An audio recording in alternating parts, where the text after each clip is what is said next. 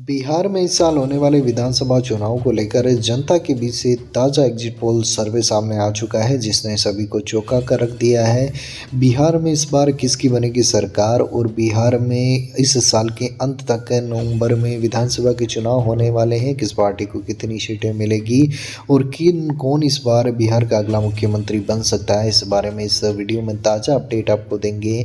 बता दें कि बिहार राज्य में राजनीतिक गतिविधियाँ तेज हो चुकी है। जनता दल यूनाइटेड यानी कि जेडीयू ने मिशन 225 के तहत सभी 243 विधानसभा क्षेत्रों में सम्मेलन आयोजित करने की योजना बनाई है, जिसका उद्देश्य आगामी चुनाव में 225 सीटें जीतना होगा। वहीं बहुजन समाज पार्टी बसपा ने भी घोषणा की है कि वे सभी 243 सीटों पर अपने उम्मीदवार इस बार बिहार में उतारने वाली है। कांग्रेस ने महागठबंधन के भीतर 70 से अधिक सीटों पर चुनाव लड़ने की इच्छा जताई है, जिससे गठबंधन में तनाव की स्थिति उत्पन्न हो गई है और इससे गठबंधन को भारी नुकसान पहुंच सकता है। इंडिया गठबंधन को इस बार यहाँ पर कांग्रेस 70 से अधिक सीटों की मांग कर रही है, जिससे कि इंडिया गठबंधन के मध्य तनाव बढ़ता जा रहा है। वहीं बीजेपी इस बार दिल्ली में शानदार जीत दर्ज करने के बाद नज़र उनकी बिहार पर होगी कि बिहार में इस बार एक बार फिर से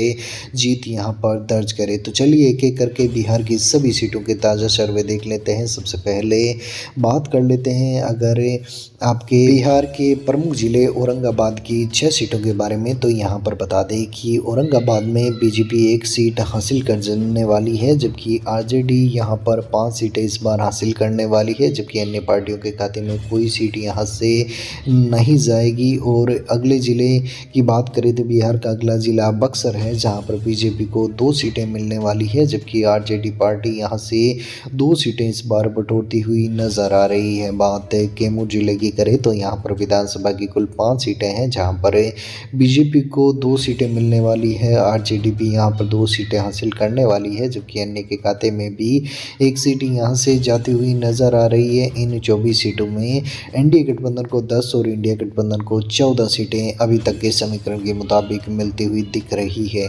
आगे बढ़ने के साथ बिहार के अगले जिले की बात करें तो अगला जिला आपका किशनगंज है, जहाँ पर 4 विधानसभा की सीटों पर चुनाव होने वाले हैं और यहाँ पर भी आरजेडी का पलड़ा इस बार थोड़ा भारी दिख रहा है और आरजेडी 4 में से 3 सीटें बटोरने के साथ बढ़त बना सकती है, जबकि बीजेपी को यहाँ पर 1 सीट मिलती हुई नजर आ रही है। अगले जिले पूर्णिया की 7 विधानसभा की सीटों पर चर्चा करें तो यहाँ पर बीजेपी को 7 में से 4 सीटें मिलने वाली है, जबकि आरजेडी यहाँ पर 7 में से 3 सीटें बटोरती हुई नजर आ रही है। बिहार का अगला प्रमुख जिला कटिहार है और यहाँ पर बीजेपी 7 में से 4 सीटें लेती हुई नज़र आ रही है। यहाँ पर कुल 7 विधानसभा की सीटें हैं, जहाँ पर 7 में से 4 बीजेपी के खाते में जाएगी, जबकि आरजेडी यहाँ पर 3 सीटें हासिल कर सकती है। अभी तक के 42 सीटों के समीकरण में एनडीए गठबंधन को 19 सीटें मिल चुकी है, जबकि इंडिया गठबंधन 23 सीटों के साथ आगे बढ़ता हुआ नजर आ रहा है।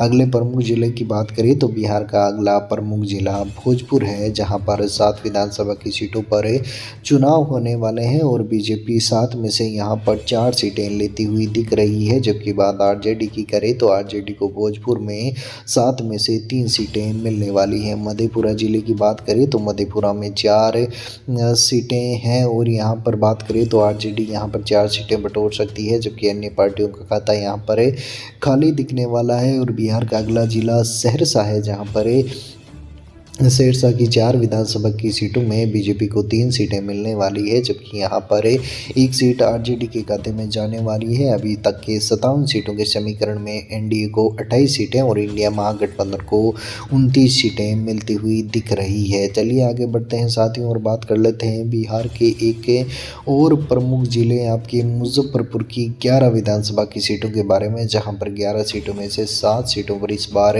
बीजेपी जीतती हुई नजर आ रही है। की बात आरजेडी की करें तो आरजेडी यहां पर 11 में से केवल 3 सीटें जीतने वाली है, जबकि 1 सीटें अन्य प्रतिनिधियों के खाते में भी यहां से जाने का अनुमान लगाया जा रहा है। अगले जिले गोपालगंज की बात करें तो यहां पर 6 विधानसभा की सीटें हैं, जहां पर 2 सीटों पर इस बार बीजेपी जीती हुई नज़र आ रही है, जबकि आरजेडी यहाँ पर भी एक बार फिर से बढ़त बनाएगी और 4 सीटें हासिल कर सकती है।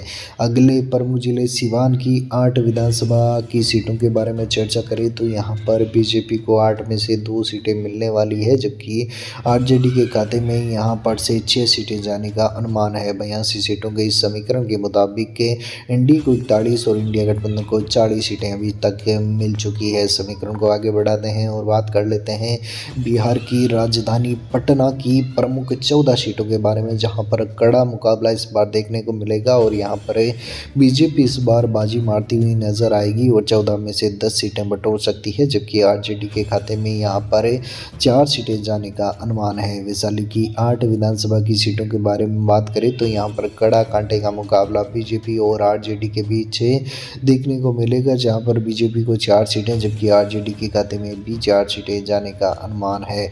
समस्तीपुर की बात करें तो समस्तीपुर में 5 विधानसभा की सीटें हैं, जहां पर 10 विधानसभा की सीटों में से 5 सीटें बीजेपी को और 5 सीटें आरजेडी को मिलने वाली है।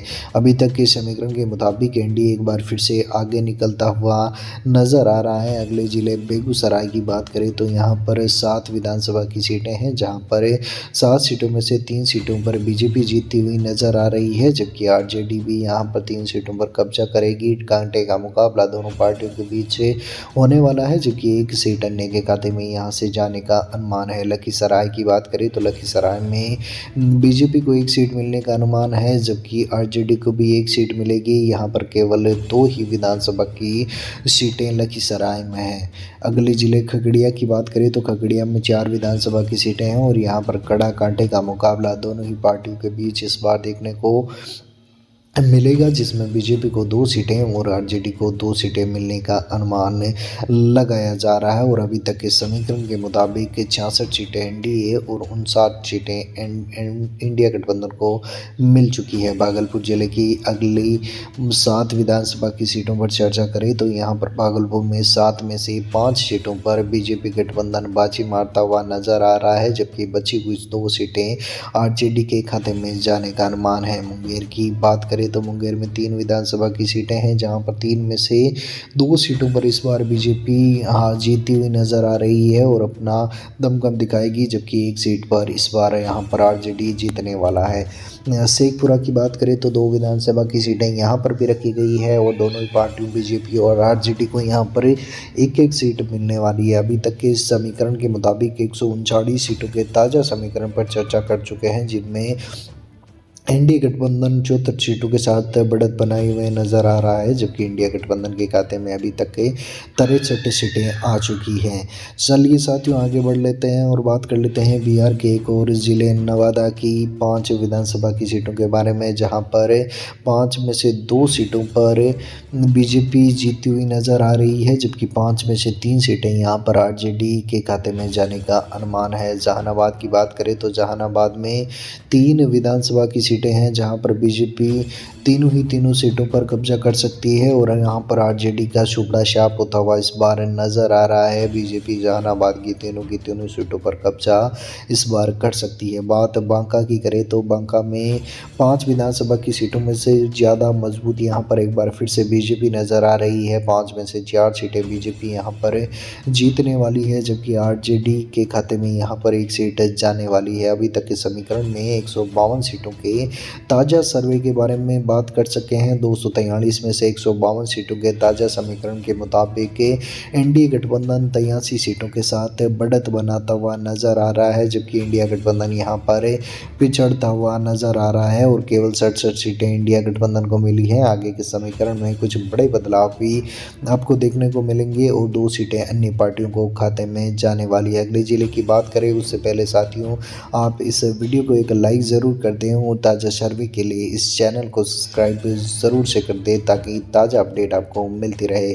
अगले ज़िले मधुबनी की 10 सीटों के बारे में बात करें तो मधुबनी में 10 विधानसभा की सीटों में से बीजेपी के खाते में 8 सीटें जाने वाली है, जबकि आरजेडी यहां पर 2 सीटें इस बार लेती हुई नजर आ रही है। अररिया की बात करें तो अररिया जिले में 6 विधानसभा की सीटें हैं, जहां पर भी बीजेपी का पलड़ा भारी दिख रहा है और बीजेपी अररिया की 6 सीटों में से 4 सीटों पर इस बार जीतती हुई नजर आ रही है। जबकि बात आरजेडी की करें तो अररिया में आरजेडी को 6 में से 2 सीटें मिलने वाली है। अगले प्रमुख जिले सीतामढ़ी की 8 विधानसभा की सीटों पर अगर ताज़ा सर्वे देखें तो यहां पर बीजेपी को 8 में से 6 सीटें मिलेगी और इसके अलावा आरजेडी 2 सीटें यहां पर बटोर सकती है। 174 सीटों के समीकरण में एनडीए गठबंधन 101 सीटों के साथ लगातार आगे की तरफ बढ़ता हुआ नजर आ रहा है। और अगले जिले दरभंगा की 10 विधानसभा की सीटों पर चर्चा करें तो यहां पर बीजेपी को 10 में से 8 सीटें मिलने वाली है, जबकि बात है